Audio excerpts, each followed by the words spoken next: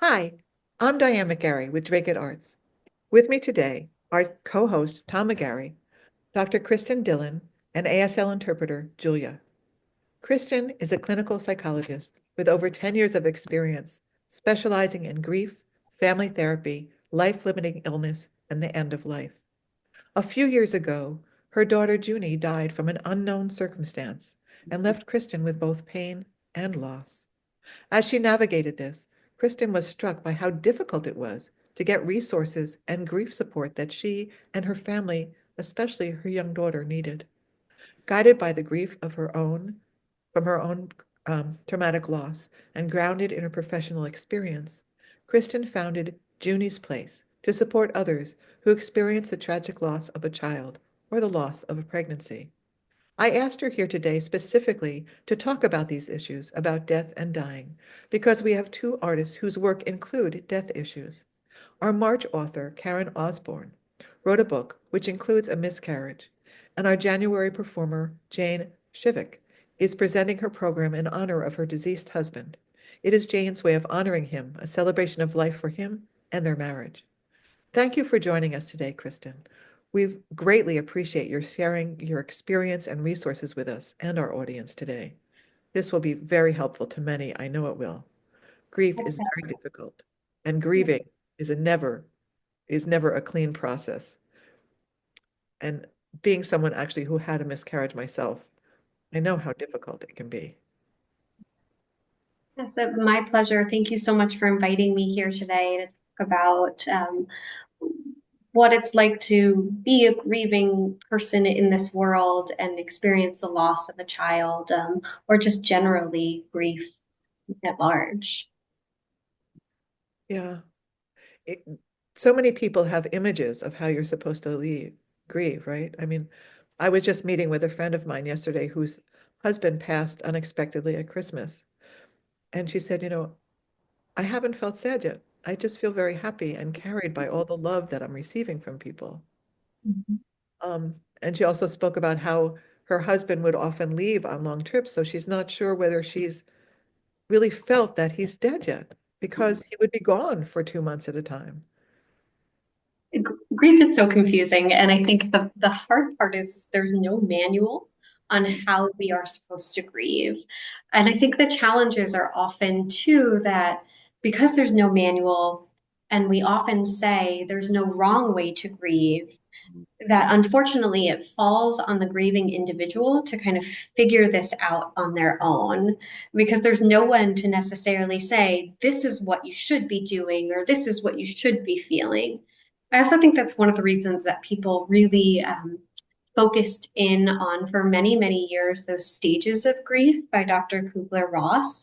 And while she was a visionary, and I have so many wonderful things to say, also recognizing that grief is not a stepwise process that at some point you're done with. I recently had a trainee who kind of said to me, I'm sorry that you went through that. And I said, I'm still going through it.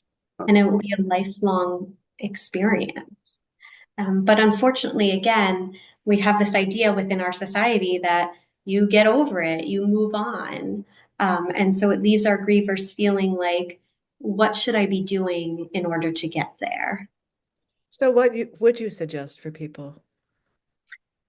So that's the age-old question, because of course, as somebody that's also personally grieving and has had professional experience, on the other end, clinically doing this work for many years, it truly is a very individualized and unique process for everyone.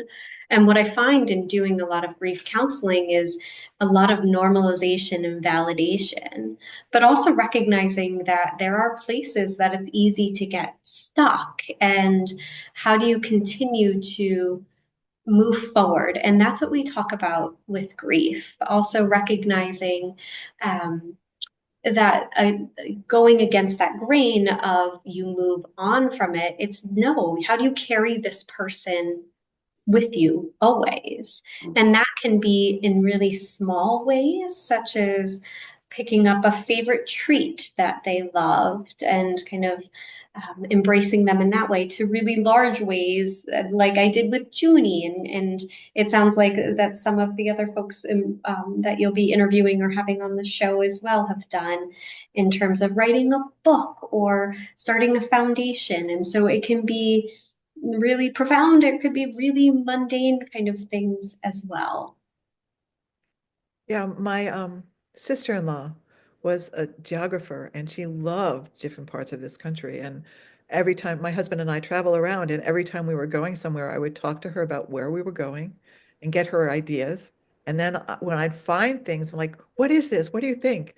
And all that sharing was such a gift. She passed a year ago last Thanksgiving. And every time I plan a trip now or think about going somewhere, I think of her and I just feel sad because I can, in my belief system, I can still talk to her, but I can't hear so well what her response is. Absolutely. Absolutely. And so one of the other models that we think of with grief, if we're moving away from some of that like stage-wise, stepwise models, is this idea of continuing bonds. That how do you promote a relationship with this person in spite of them not being here physically? And that can be through talking to someone.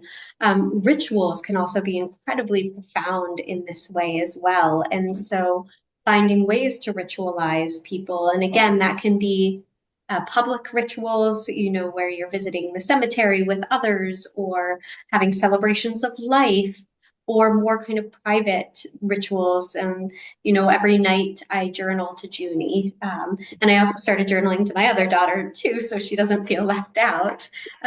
Just finding ways, writing letters. And that's one of the ways I've ritualized Junie, as well as probably many other things along the way.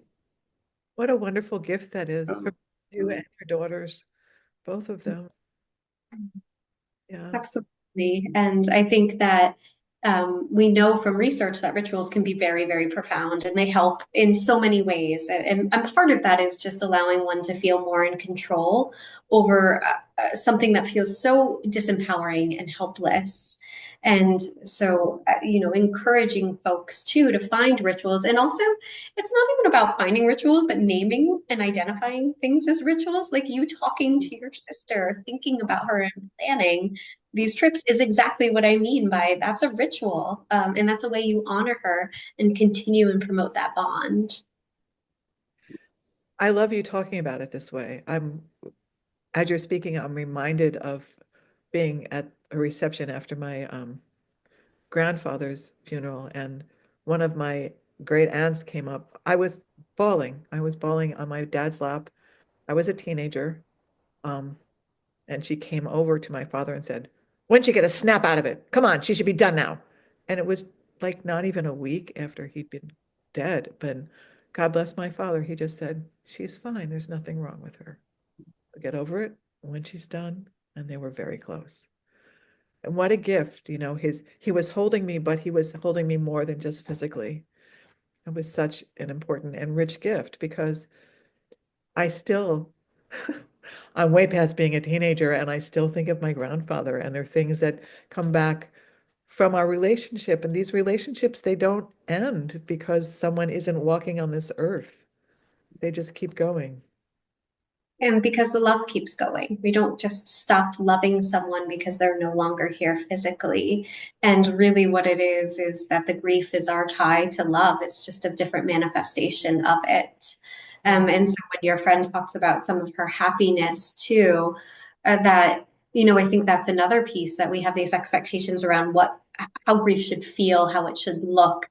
We have these kind of cultural representations of the woman in black for the rest of her life, or and that just isn't necessarily true, that it can look so different for each person. And part of, emotions is that we feel them at varying degrees at varying times. And so that is sadness and anger and despair and suffering. And it's also moments of joy and laughter. And those are almost harder for grievers because it's very dissonant. Um, And it can be very challenging. And so sometimes when I'm writing to Junie and I'm like, today was an okay day. How is that an okay day? It shouldn't be okay. Like, how was I okay today? Is because that, like, it doesn't make sense in my mind. But you can have both. I can be grieving and I can be okay. And I can also not be okay. And you can also be very happy. Hmm. You know, Moments of it, absolutely. Yeah. because there are rich presents in this day, even if the other person isn't there. I mean, it could be that they're alive and not there and you miss them in that moment. It's the same thing if they're dead and not there, they're just not there in that moment. But all of us, in my belief system, and I keep on saying that because I know people don't believe the way I do, and that's great. That's great. But that I carry them, like you say, in my heart and in my love. And they carry us too, I believe. Absolutely. And, our belief systems can be so comforting as well in terms of, what we kind of think and how we consider where they are and how we connect to them, and also recognizing for some it also beliefs get complicated after a significant loss. And so for some people they do have a loss of faith, or those beliefs are kind of what we believed was fair and just and right in the world gets turned upside down. And that's exactly what happened to me when I have my 2.5-year-old die in her sleep, a perfectly healthy child. The idea of life and what's right and fair and just was completely blown away.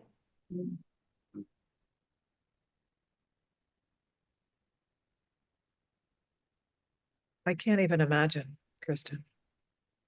It's been a hard and horrible road for much of it, since losing Junie, and yet also recognizing, um, I hate to call these gifts of any sort, but what Junie left me with is grace and understanding and a deep desire to kind of, to share her and share her story and her, who she was. And Junie was a very joyful child.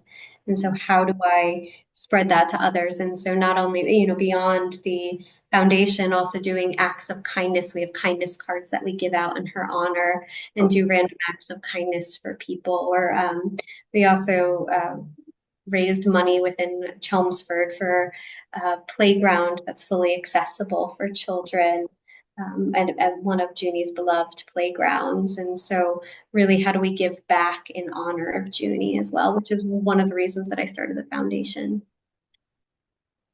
I And really like that you also journal to your other daughter, because could you just say a little more about that? It's probably easy to get too focused. I don't know if that's the right way of thinking of it. Yeah, I mean, I think again, it's I have a living child. And I think one of the things that happens when you've experienced child loss is that, or maybe generally traumatic loss in general, which often accompanies child loss, that you can focus so much on the pain, on the grief, on the child that was lost, that the living child gets lost in their own way. And so, really, I've tried very hard to be very sensitive to Anna Lee, who's my oldest daughter. She's now 8. She was about 6 when we lost when Junie died. In terms of fairness and recognizing that even though I'm really struggling, that she is still a priority and that she is still my daughter, and I am still so focused on her. And so, after a few months of journaling to Junie, I was like, oh goodness, I need to start doing this to Anna Lee now. I can't tell you how many journals I've gone through at this point. Oh, Um, and and yet at the time, like, knowing it's very cathartic for me. And also at some point, if she chooses to read them, I hope that she has a better understanding of what this process has been like for me. And I'm sure that will be painful in some capacity. because those journals are and letters are very, very raw, but Mm, also very authentic and genuine in terms of my own process. wow, thank Beautiful you. gift. What an incredible gift.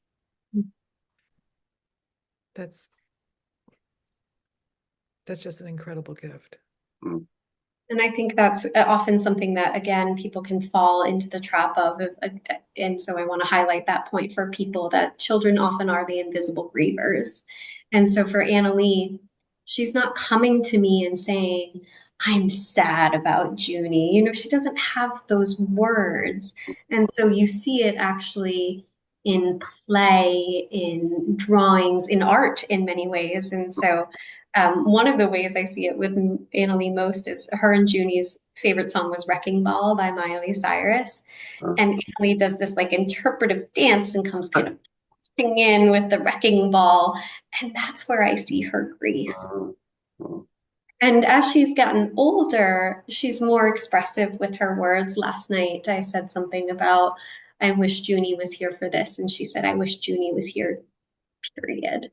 Um, uh, But that doesn't always look like that. And that's hard as a parent and it's hard as an adult because we want to process it Yeah. with them in the capacity that we understand and really have to meet her where she is. And so that's one of the reasons in terms of the foundation too, is one of the challenges of it was challenging to find anybody that specialized in child loss and traumatic grief generally, but then especially for a child of her age, somebody that also did play therapy that specialized in these areas were, there were probably like a handful across our state. And so really trying to, find those supports. And so that's one of the missions of Junie's Place is to be able to offer no cost bereavement support to families experiencing child loss, miscarriage, infant loss, and stillbirth, because those resources are just inaccessible. And when you do find them, especially when it's trauma focused, the insurance may not cover it necessarily, or the people don't take insurance, and it's extraordinarily like financially a burden as well. Yeah, there's so many obstacles to good care sometimes. It's really ridiculous. It really is. And even I've been working with State Rep Asiero on a bill to increase bereavement leave for families following the loss of a child too, because again, the financial burden of taking time off after and planning a funeral, and those are things, just areas that we could do so much better generally. Yeah. Yeah, because after death, all that, like, there's the business of death and dying, right? And then there's the Yes. art side of it, and there's not enough time for that. So your foundation is definitely a resource. Are there other resources or things that you would recommend to people? Absolutely. I think that you know it, it it's going to be just like it takes some work, and so those are some of the pieces that, especially in early grief, if you can outsource to others, people are always looking for ways to help. They love to send casseroles. I mean, that it's lovely, and also for half less, so you can't even eat, so you're like, what am I doing with all this fare? But that's kind of like the comfort thing that we offer.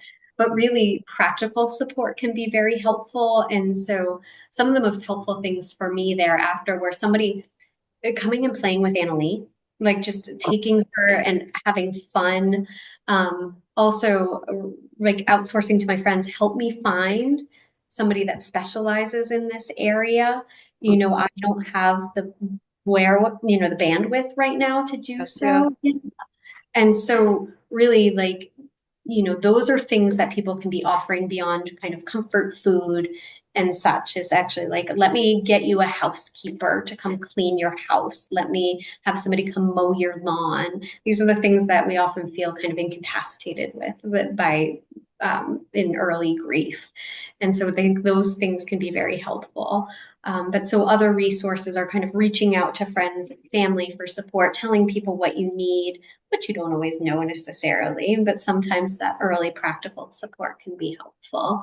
I do find that connecting with others is Oh, goodness. So one of the best things that you can do. And so, whether that's bereavement support in terms of group work, or kind of peer support, many organizations do have peer support that available to folks, like people that have been through on this journey and that are a little bit further out, that can be useful.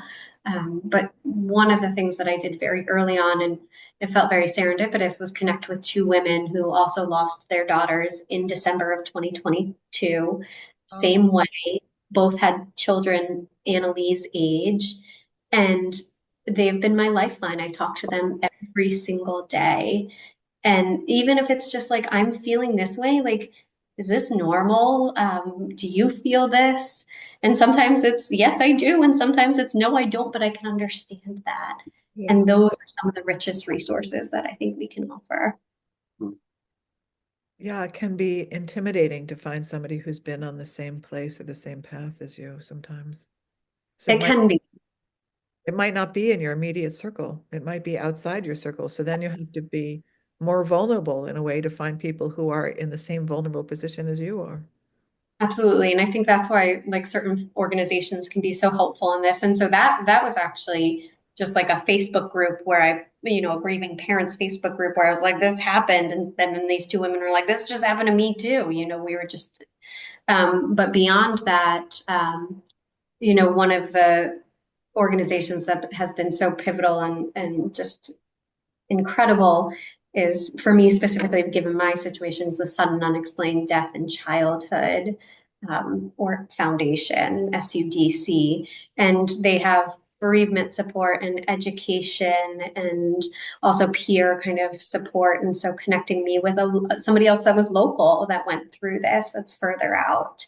And so also finding organizations that are kind of akin to your experience, because when you're in early grief, you also look for people that are just like you.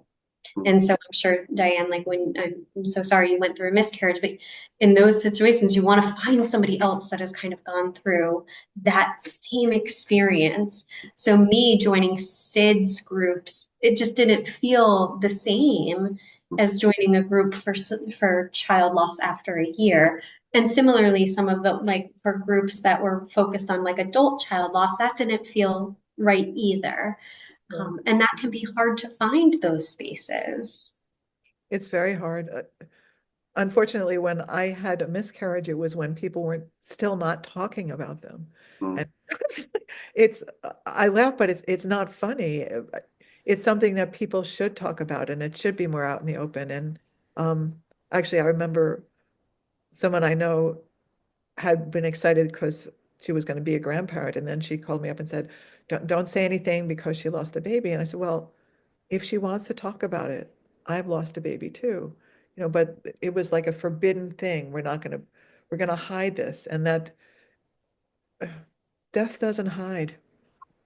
No, nor does grief. And I think, you know, I don't know how well we've done in making strides in miscarriage specifically. I think there's, again, because it is something that is a fairly common occurrence, that there's this kind of idea that, okay, like, you're good and like you'll have another baby and it'll be fine. Right? Um, but and so I want to say we've made strides, and I think we have so much further to go. And it's, again, a very disenfranchised grief, especially early miscarriage. And so how do we kind of honor those lives and the impact that grief has on people, and recognizing that it's not just the physical loss, that there's these secondary losses that accompany grief too. Loss of, again, kind of when I spoke about what's fair and just in the world, or my perception or beliefs, or loss of roles, loss of hope. There's so many other secondary losses that accompany grief too, that we need to tend to as well. Yeah. And people's perception of what happened, right? It doesn't matter whose death it is. People have their own interpretations of what happened or what should have been done or what wasn't done. And none of that is helpful. None of It's that is not. And we are notoriously, like, just curious, right? And so when we hear about a death, and especially one that doesn't make sense in terms of, they actually call folks that have lost a child, they are called a vilama, and it's Sanskrit for against the natural order of things. But there's something like when these deaths occur, sudden things happen, like we want to know why. And people like scour the internet and like look for obituaries, which never has like this person died of XYZ, right? For the most part. Because we want to prevent it in ourselves. And I think that one of the challenges when it's a traumatic death or an unexplained death or an accident is there's nothing that you can necessarily do to prevent these things. And that creates a lot of fear and terror in the world. And discord, a lot of And discord. this, yes. And I often say, I feel like in so many ways, the kind of such the picture of like every parent's worst fear. And that's a hard place to be. And yet also recognizing the importance of raising awareness of things like SUDC that I've been doing this for 11 years and I had no idea what SUDC was. And it's the fifth leading or fourth leading cause of death in children between 1 and 4. Wow. So I think that it's a balance of kind of education and also in a way that feels digestible to people so you're not just fear mongering in some capacity. Yeah, right. You don't want to paralyze people. Exactly. Living, Yeah. need to live. Hmm. So it sounds like what you think are the most important things are finding people you can connect with right in the moment where you are and use Yes. the resources that are available and that there will never be enough resources. Mm. Absolutely. And so I do think connection is so important, especially because grief can be so isolating. Part of it is it's just isolating because people don't know what to say, and I could talk for hours about that and platitudes and all of that. And part of it is we isolate ourselves because it's also really exhausting to be in the world and be carrying this heavy, heavy grief. And we talk about masking a lot. And so sometimes it's just easier to be on your own, kind of with your mask off. And so connecting to others with people where you can be without that mask is so important, whether that's peers, people who have been through this, or professionals, and hoping again, like what Junie's place can offer. Thank you so much. I mean, I Thank I you. really appreciate this. Oh, And it's been my pleasure. I'm sure what we're talking about and Junie's place will help ease people's journey through grief and loss. But as you said, and I totally agree with you, it doesn't end. It's just a life part of your life journey. It is. And if people do want more information, they can visit juniesplace.org to get more information, not only just on the foundation and the mission and resources, but also there's lots of education on grief and what that can look like as well. And so not just specifically around child loss. No, your website is great. It's wonderful. I really love what you've put together there.